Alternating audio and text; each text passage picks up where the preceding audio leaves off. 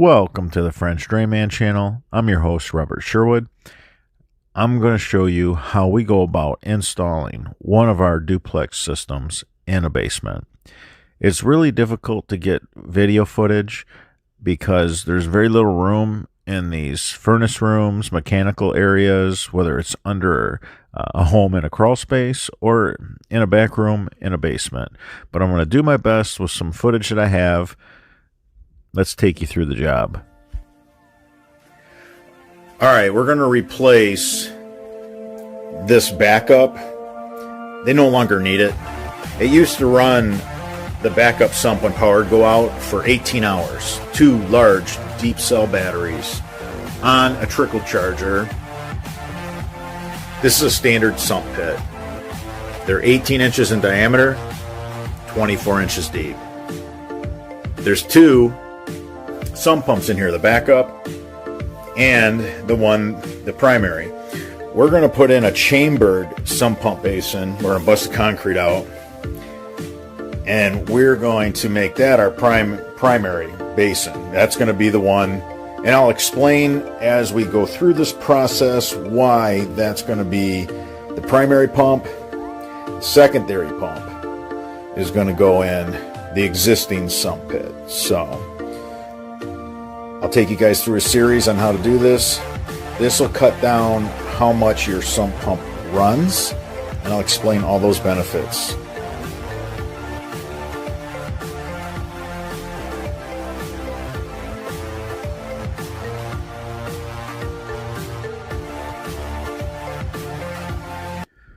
The first thing you need to do is see where all your floor drains go. It's really easy to track them with a utility tracker. If you go inside your floor drains, you can go to your original sump pump pit, stick in a fish tape, just a steel wire, and with a utility tracker, you can track where that pipe goes. That way you know where to break out the concrete. Of course, you're going to want to keep your duplex system up close to the wall. That way it's out of the way. One of the most important things, you want to leave your sump pump pit fully together and working, because even though the sump pump has a hard time keeping up, it's going to dewater the subsurface, allowing you to dig a hole and put in your duplex system. Now, if you don't do this, you're going to make your job 10 times more difficult. You have to keep the original sump pump basin in with the sump pump working and dewatering underneath the home so that you can actually dig and get your system in place. You're going to keep your original sump pump basin. There's no reason to dismantle it. The water will fill the basin and it'll end up pouring out of a new hole that you're going to make, because once you have your duplex system in place, you can then put in the balance tube. The balance tube is going to be low in the old crock, in the old sump pump pit, and it's going to drop into the new duplex system. I recommend removing all shelving and anything in the work area. We had a lot in this furnace room, this mechanical area, this one room with all the mechanicals. We had a difficult time because there was some shelving that was fastened right to the concrete basement wall. So I really encourage removing anything on the floor, and if there's some shelving that is removable, get it out of your way. So what I'm showing you is the balance tube. The balance tube, we take a hole saw, and then we put in one of our compression fittings, our rubber compression fittings. And then we take some 4-inch SDR 35 PVC. That balance tube connected to our duplex system, and it connected into the old sump pump basin. So you want the rubber grommet on both units, both the old sump pump basin and the new sump pump basin, the duplex. That way you don't have any migration of soil underneath the floor. You're not pumping out and creating a hollow spot where the concrete is. I've seen it many times where contractors didn't have a good fit, and the sump pump would actually pump dirt from out from underneath the concrete and create big voids in the underneath the floor. And this will be a problem. One day you're going to end up with a big cracked area and possibly even the floor drop on you. So really take those compression, fittings, those rubber seals, those gaskets around the SDR, PVC Schedule 35. Take that serious. Make sure to use those when you put in your balance tube. So we put on our balance tube, and this is already filling up with water.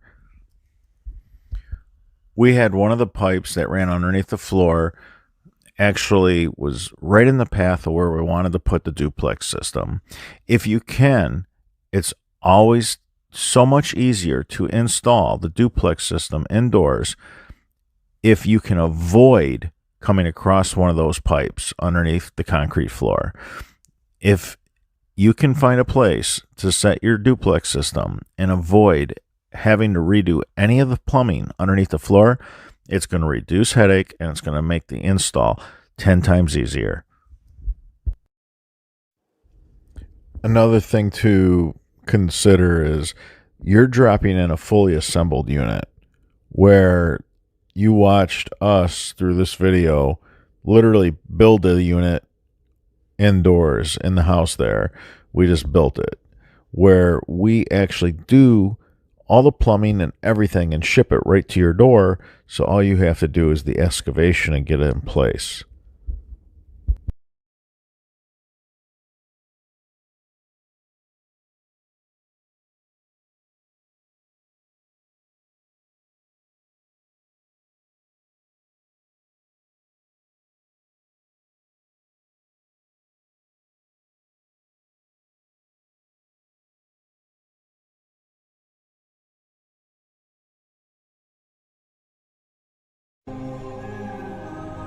Comes through the footer. Got the inside. You can hear it fill in the chamber.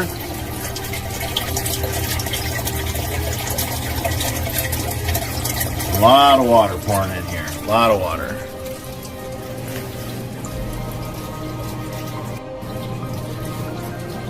All right, we took the run time from 30 seconds to 30 minutes. Can you just hear it? Filling up. Got the outside drain tile tied in. That's the footer. You go through the footer. Inside drain tiles tied in.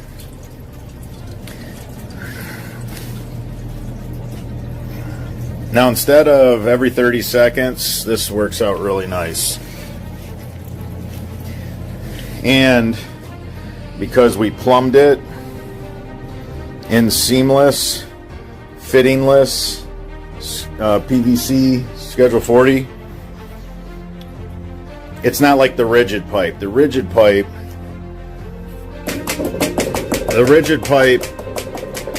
it literally just resonates.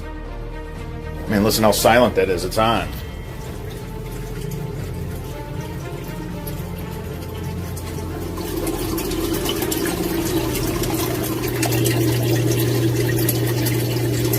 So it'll run longer.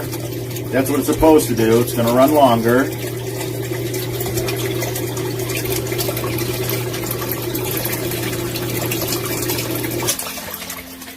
All right. So now that'll go for an extended period of time before it goes on again. But listen how silent that was. I mean, I had to stick the mic down in the sump just so that you guys could see that it was on. Unlike this was the primary before. Now this becomes the primary because we put it in deeper than the original sump. The original sump is now a secondary. So if the day ever comes, say 15 years from now, and that brand new Liberty sump pump finally gives it up, this will start running. That's how this is set up. We're connected. And we use the rubber compression fittings. Just everything that you guys see us do on the outside and more, we bring indoors now. All right, guys, until the next video.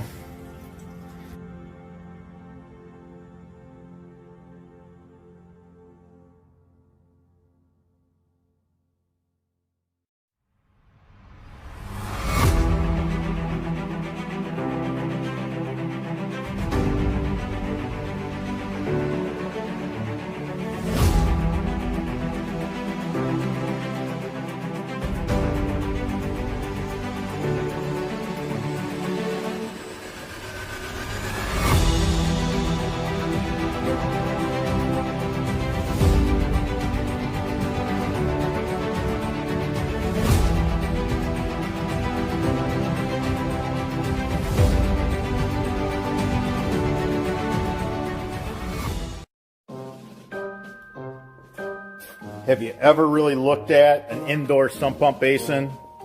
Have you ever really felt an indoor sump pump basin? How thin the material is? And how little of room there is inside it to displace water? How it tapers and gets smaller at the bottom, which makes no sense at all.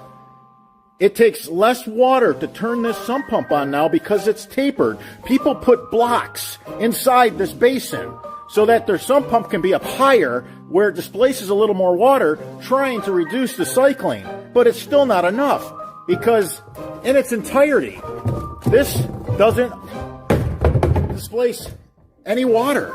And it most certainly isn't strong enough for a lawnmower to go over.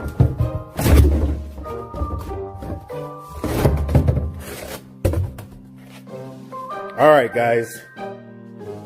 After all that, how can you extend the life of your sump pump? How can you build an outdoor storm system that handles the kind of rain that comes off your roof, comes off your driveway, comes off your yard? This cycling that wears out sump pumps, 99 out of 100 are worn out at the switch. 99 out of 100 sump pump failures are due to the frequent on-off, the short cycling of a sump pump. This is the death of a sump pump right here, short cycling. What do you do to improve that? You build a chamber. You build a chamber that's extremely long. You build a chamber that will displace a lot of water. You build that chamber to have a lot of inlet so it can draw in all the water. Because you're going to run dual pumps, and to keep up with those dual pumps, you're going to need all that inlet. We got sump viewers so you don't have to pop the hood to see what's going on. Half-inch inlets throughout. And you want to know what it's made out of? Culvert pipe. The same material that giant tractors, think about the equipment, the giant agricultural equipment that runs over Baughman dual wall culvert pipe. That's what we build our duplex systems out of. This is hurricane proof.